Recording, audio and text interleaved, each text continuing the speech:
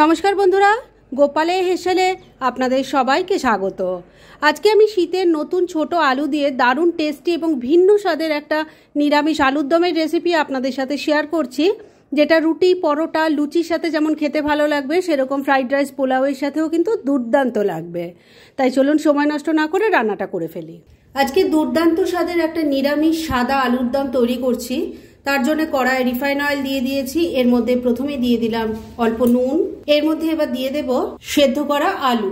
আমি এখানে 300 গ্রাম নতুন বেবি পটেটো নিয়েছি। সেটাকেও প্রেসার কুকারে একটা হুইসেল দিয়ে খোসাটা ছাড়িয়ে নিয়ে আর আলুগুলোর মধ্যে একটু ফক দিয়ে প্রিক করে নিয়েছি যাতে নুন মশলাটা ভালো করে ঢোকে। এবার এগুলো ভেজে নেব, তাই দিয়ে দিলাম। এবার ফ্লেমটাকে মিডিয়ামে রেখে সেদ্ধ করা আলুগুলোকে একটু ভাজা ভাজা করে নিচ্ছি। আপনারা যদি বড় আলু দিয়ে করেন তাহলে মাঝখান দিয়ে একটা ভাগ করে নেবেন। আমি যেহেতু বেবি পটেটো নিয়েছি তাই গোটাই রেখেছি। সেদ্ধ করা বেবি পটেটোগুলোকে হালকা করে ভাজা ভাজা করে নিয়েছি।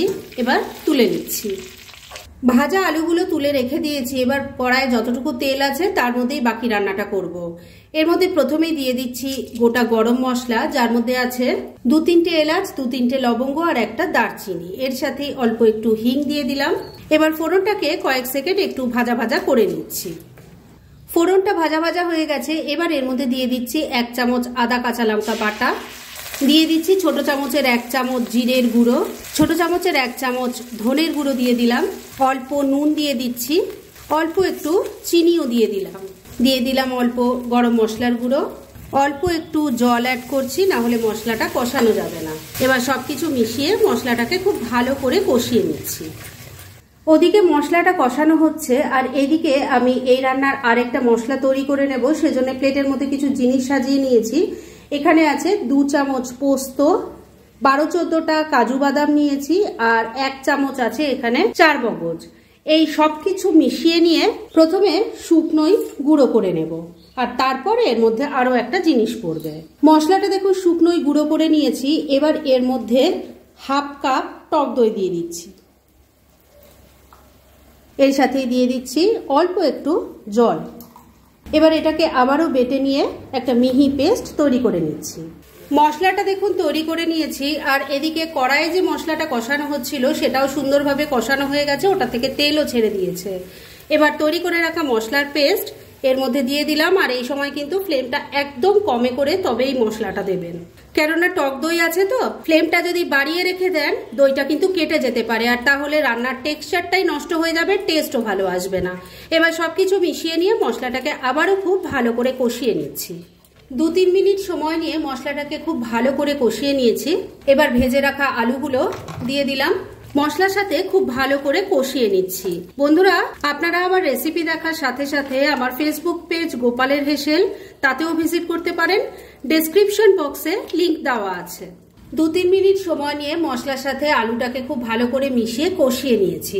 এবার এর মধ্যে গ্রেভির জন্য জল দিয়ে দিচ্ছি। এই রান্নাটা কিন্তু খুব বেশি ঝোলঝোল হয় না, তাই সেই বুঝে জল দেবেন। মিক্সির জারটায় অনেকটা মশলা লেগেছিল, তার মধ্যেই জল নিয়ে দিয়ে দিলাম।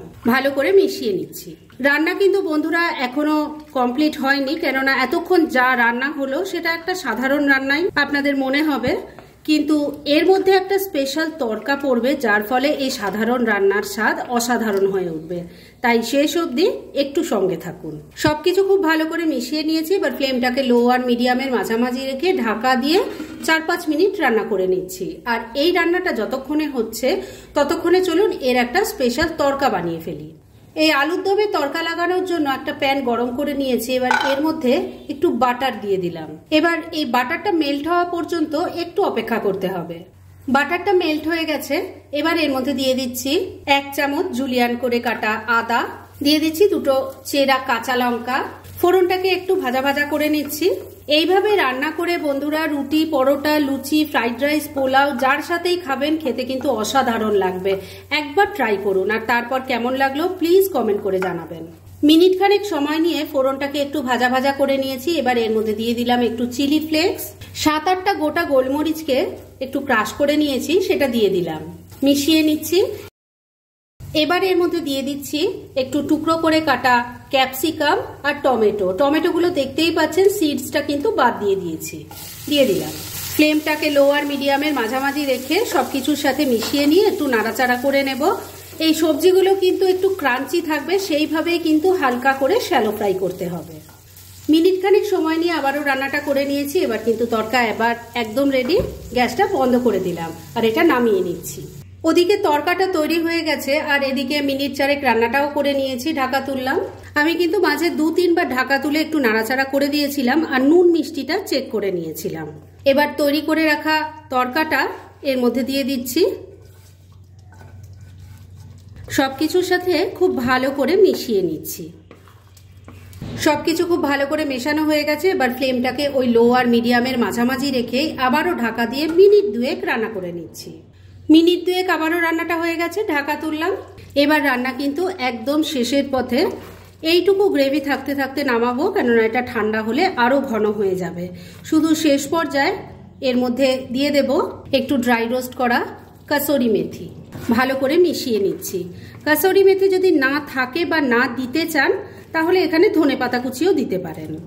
কাসুরি মেথিটাও ভালো করে মিশিয়ে নিয়েছি। রান্না এবার একদম রেডি। গ্যাসটা বন্ধ করে দিলাম। এবার মিনিট 2 জন্য এটাকে স্ট্যান্ডিং টাইমে ঢাকা রাখছি আর তারপর সার্ভ করে দেখাচ্ছি। ফ্রেন্ডস, আমার আজকের এই দুর্দান্ত স্বাদের নিরামিষ আলুর দমের রেসিপি একদম রেডি হয়ে গেছে এবং আমি সার্ভ করে দিয়েছি। ভীষণ ইজি রেসিপিটা, কিন্তু খেতে ফাটাফাটি হয়। যেভাবে আমি তৈরি করেছি ঠিক সেইভাবে যদি আপনারা তৈরি করেন আপনাদেরও কিন্তু খুব ভালো লাগবে। তাই দেরি না করে পারলে এটা আজই একবার ট্রাই করে ফেলুন আর তারপর কেমন লাগলো সেটা প্লিজ কমেন্ট করে জানাবেন। এরকম ধরনের অনেক ভালো ভালো নিরামিষ রান্নার রেসিপি আপনারা গোপালের হেসেল সার্চ করলেই পেয়ে যাবেন, যার মধ্যে থেকে কিছু কিছু আমি সাজেস্টেড বক্সেও দিয়ে দেব, সেখান থেকেও আপনারা দেখে নিতে পারেন। তাই গোপালের হেসেল অবশ্যই ভিজিট করুন। আর আপনারা কেমন ধরনের রেসিপি চাইছেন সেটাও কিন্তু আমাকে জানাতে পারেন। আমি চেষ্টা করব সেই সব রেসিপিগুলো আপনাদের সাথে শেয়ার করার। আর আমার আজকের এই রেসিপি যদি আপনাদের ভালো লাগে আর ইউজফুল বলে মনে হয় তাহলে যারা এখনো আমার চ্যানেলটাকে সাবস্ক্রাইব করেননি তারা প্লিজ সাবস্ক্রাইব করুন। তাহলে আজকের মতো এখানেই শেষ করছি। পরদিন আবার এরকমই কোনো ভালো রেসিপি নিয়ে চলে আসব। আপনারা সবাই খুব ভালো থাকুন, সুস্থ থাকুন।